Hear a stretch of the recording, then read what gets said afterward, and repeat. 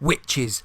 It's not just about Halloween or stories to scare children, and some adults frankly. Witches can also be a really good source of all kinds of resources.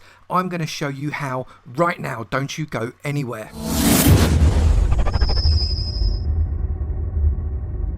Good morning, good afternoon, good evening and good night, depending on what time you're watching this next farm tutorial from me, Avomance. And today, you can see in the background, we are going to make something out of this witch hut. Witch huts are where you make witch farms, and witch farms give you all kinds of really good things, such as redstone dust and gunpowder and bottles for your potions, and you can also get glowstone dust out of them. Yeah, glowstone, and you don't even have to go to the nether for it. It's actually a really good farm. Now this farm gives you a fairly good rate actually. It's not super amazing, but it's a fairly good rate. But what's really good about it is ultra simple. So let's just crack on with it right now. So it's difficult for me to say exactly what it is you are going to need, because this build is quite adaptable, so you can change it around a little bit if you wanted. But what you are definitely going to need is some kind of structural block, and I definitely recommend wood because it's in keeping with the surroundings in the swamp. A lot of glass, lots and lots of glass. Some stone I think is a good idea because that is quite good for a spawning platform. One dropper, just the one, and you need a number of dispensers. Some redstone repeaters, redstone comparator, a lot of spruce wood slabs. I've gone for spruce wood purely because it works really well with the oak wood in terms of the palette. You need about 9 hoppers, some redstone, a single block of redstone, some redstone torches, a different type of stained glass, a darker glass, grey works really well, some dirt, simply for structure, you're going to get rid of it afterwards, and some redstone powder, a lever, sticky piston, a lot of water buckets, lots of water you're going to need, some source of light. I've got glowstone, but it doesn't have to be glowstone. You could use torches if you really wanted to. Glowstone works, I think, really well for this particular structure. Lots of torches because you need to light up quite a lot.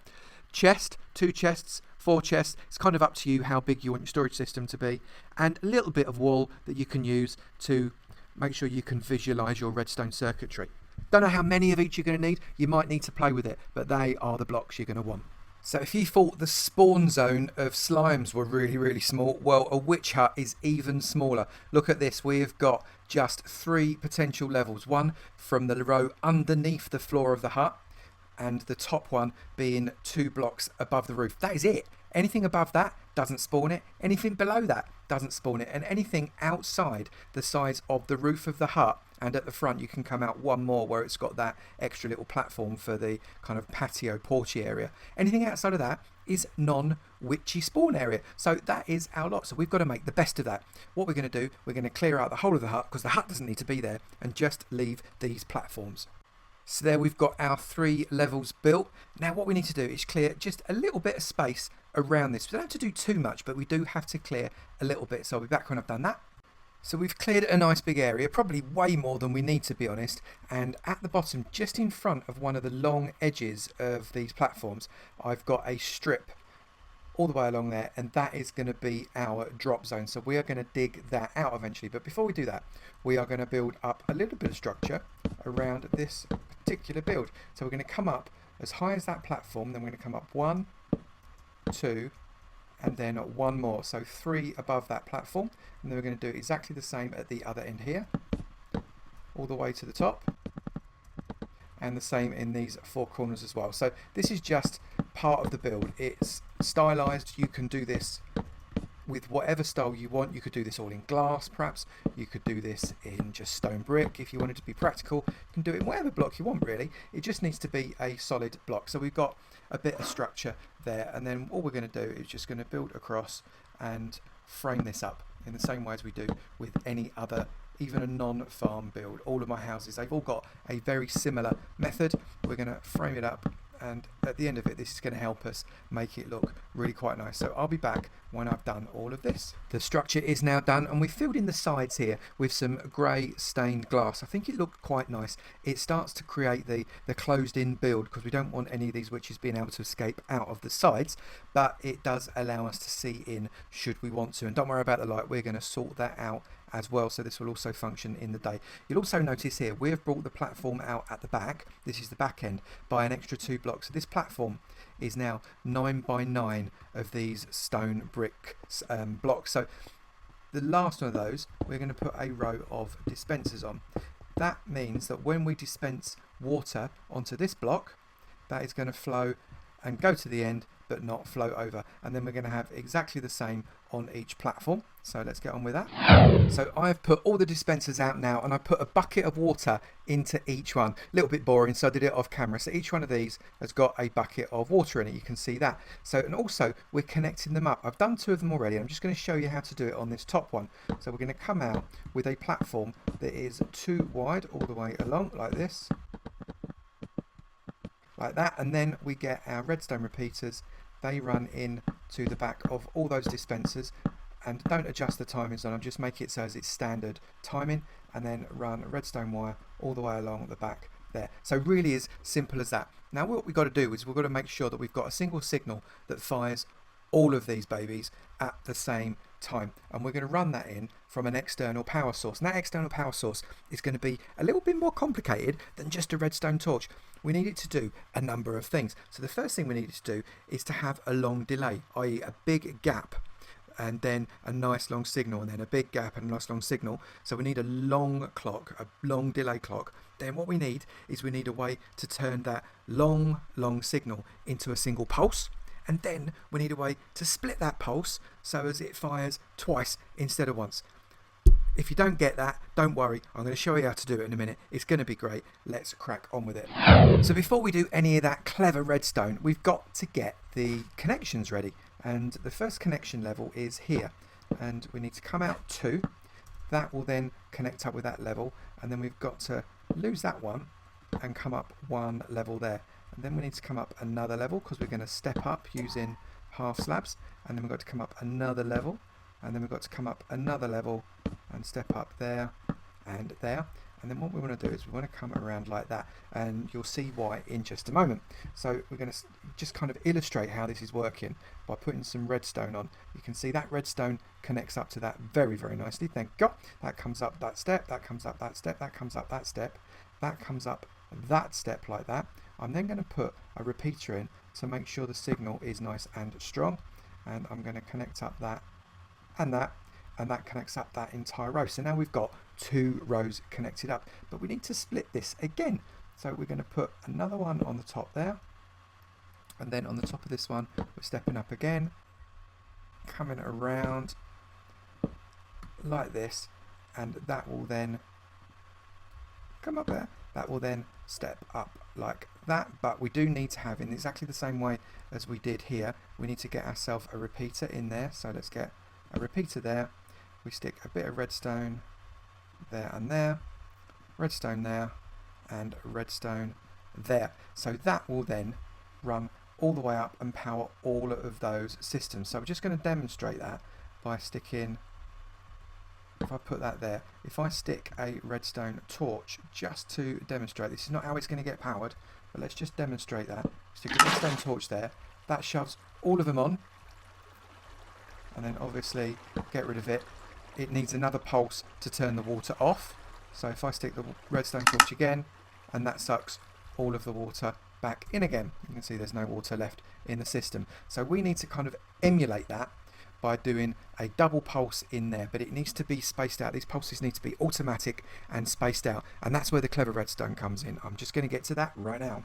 So we have run a 2 wide platform inside our base all the way along the entire width of the base there. So how many is that? I don't think I ever gave you the dimensions of it, did I? So that's 1, 2, 3, 4, 5, 6, 7, 8, 9, 10, 11, 12, 13, 14, 15, 16, 17, 18, 19, 20, 21. That's 21 blocks, and we do pretty much use most of those. And you can see we've got a little nibbly bit here that comes out the side that is our socket. That's the bit that powers the whole system right off of that block. So let's come all the way along here to this corner, stick a block in there, leave 1, 2, 3, 4 gap and a block in there. Then get a comparator and stick the comparator into each of the blocks.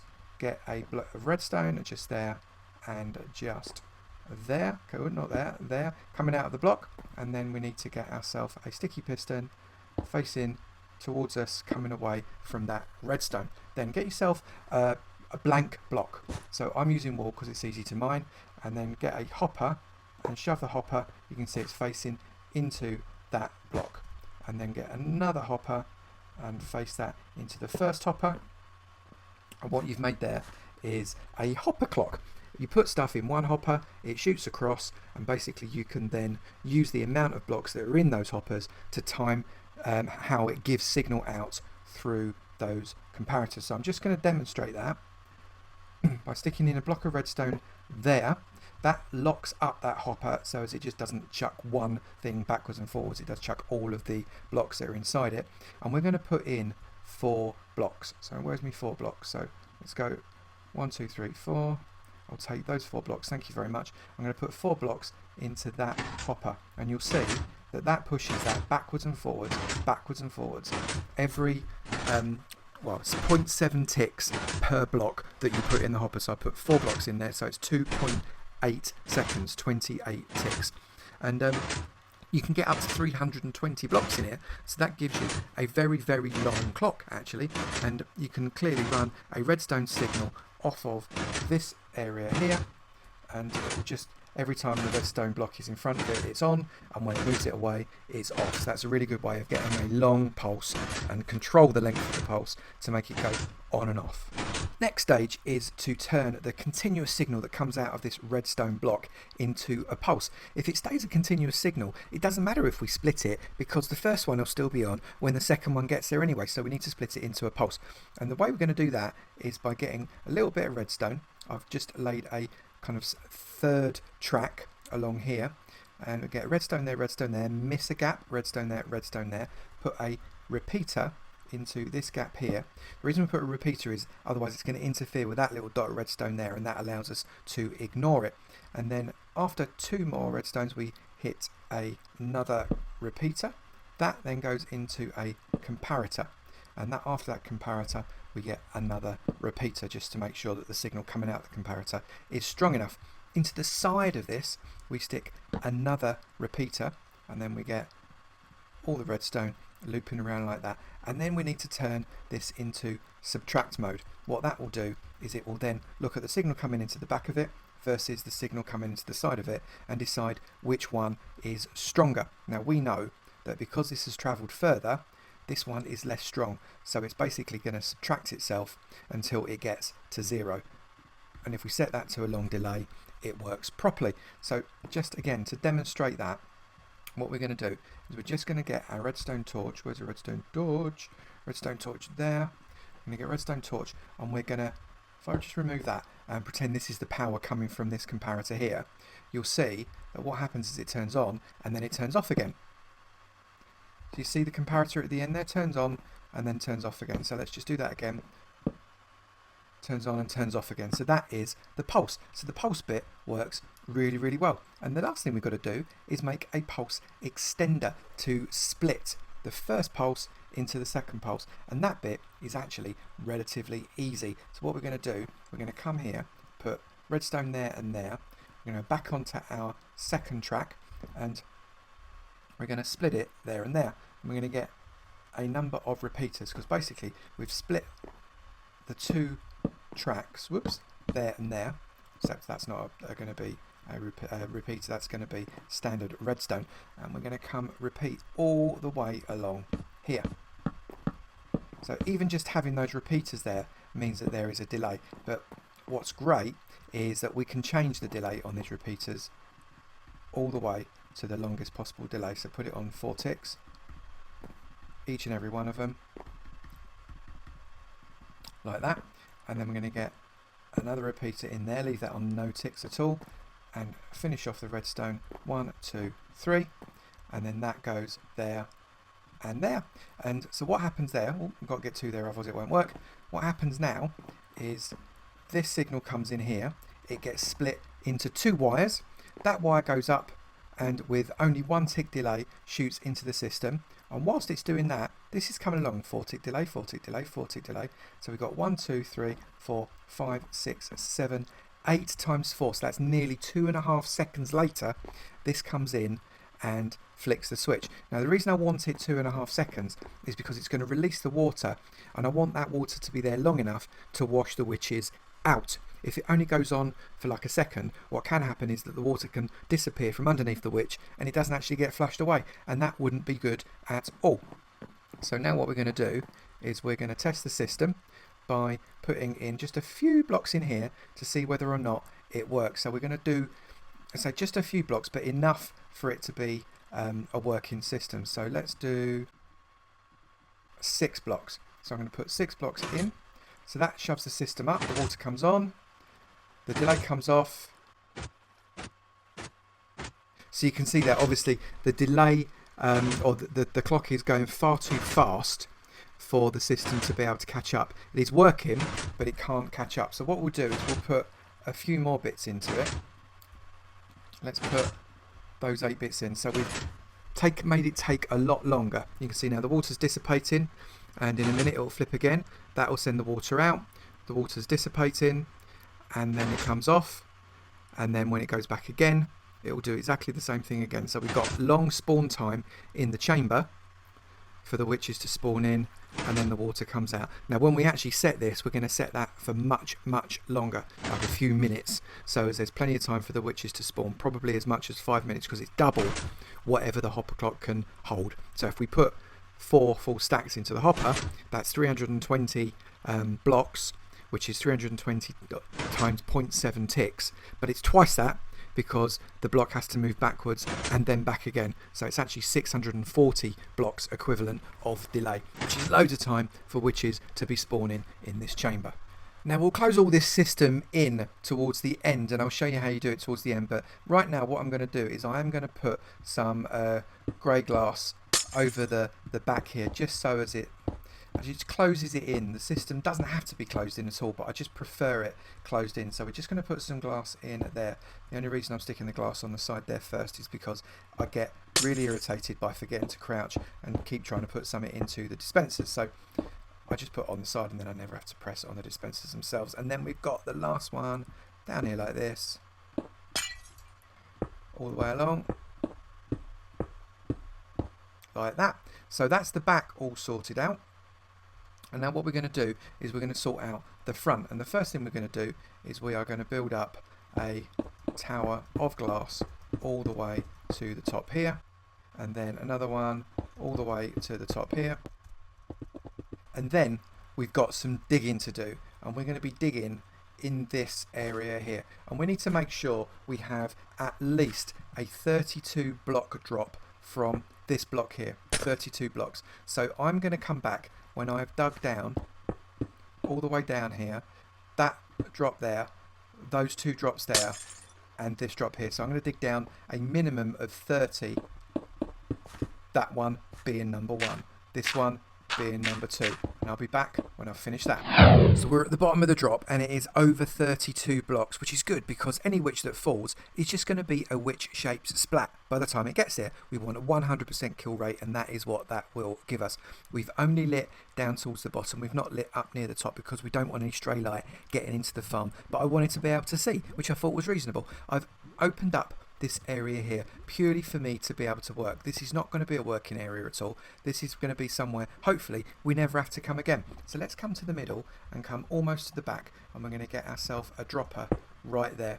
This is the start of our item elevator, the elevator that's going to shoot everything back up to the top. Get ourselves a comparator. Comparator flips out of the dropper. Stone after that. Then get ourselves a repeater. That repeater goes into another block of stone. We get redstone there and there.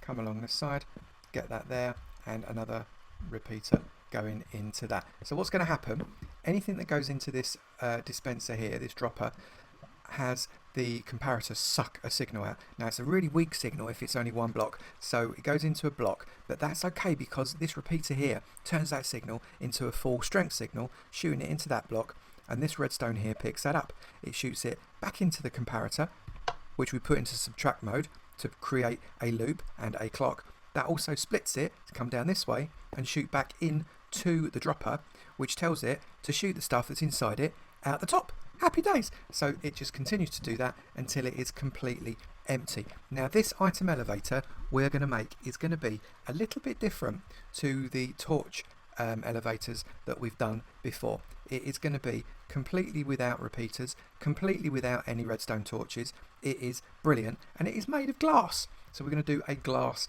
elevator.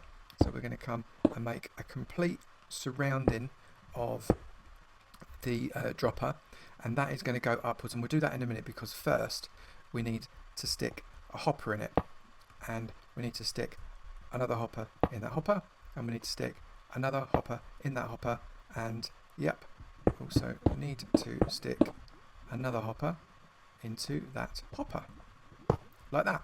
So now we can build the row of hoppers that are going to collect the drops, like that. So anything that falls into these hoppers will be sucked along to the middle, same from this side, be sucked along to the middle, which will be shot down this row into that dropper. So I'm just going to refill this hole that I only emptied out so that I could actually get these positioned properly. But you should be able to see that all of these hoppers are pointing and ended up going into that dropper.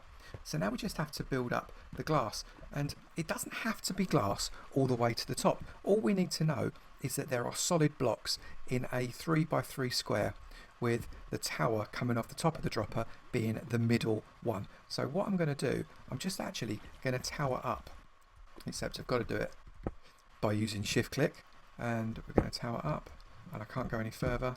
So basically need to go up, and I just need to check that I've got a solid path around me all the way up. So what I'm going to do every now and again, I'm going to get a little bit, I don't like the sound of that water, but we're going to get a little bit of glowstone just so as we can see what we're doing. Now we're going to need to remove the glowstone because the glowstone does not count as a solid block. So up, up, up, and get rid of that so you can see we've got a bit of a cavity here, so we're going to need to fill that in until we reach the surface, and we're at the surface.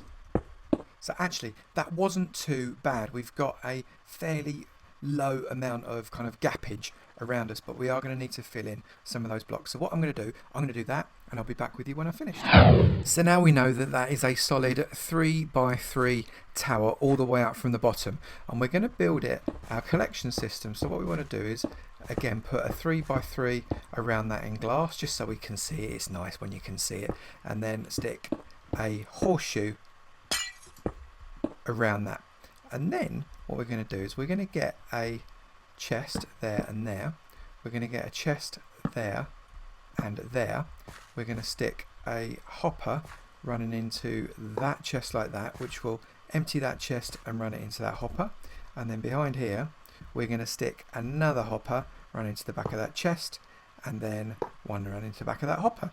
So what'll happen, anything coming up the middle hole will go into that hopper, which will shoot into that hopper, which will come into this chest, which will be sucked out into that hopper and sucked into that chest, and that gives us 2 double chests worth of storage, because this thing does actually produce a decent amount of stuff. So let's test it, shall we? Let's go down the bottom here. Just going to drop all the way down. Ow, thank goodness we're not a witch, otherwise that would be dangerous. And we're going to put 32 stone blocks into this system just randomly. I'm going to stick it in just randomly in one of these. So let's just stick all of that in. There we go, that's gone in. The hopper starts to push it into that dropper. The dropper is pushing those blocks upwards. I don't know if you can see that particularly well, it's grey against grey, but the blocks are going up, which is really nice to see. They're not spilling out anywhere. And if we go back up to the top, we will see that the blocks are coming out there, which is great. And when they finish coming through the hole, we'll check in here and we should see 32 bits of stone there waiting for us. So that proves that everything that comes into those hoppers at the bottom will end up in this chest at the top, and that is what we're after. So now we just need to finish off the structure. So the first thing we've got to do is make sure that the path of the witches is not going to get obstructed and get in the way. So we're going to put glass along the back here so no witches can kind of glitch out and go backwards when they fall. And we're also going to put a row of glass all the way along so as when they fall they don't kind of overshoot the gap, because we want them to fall all the way down that hole and get witchy splattered. That's the whole point of it. So let's get this done really fast.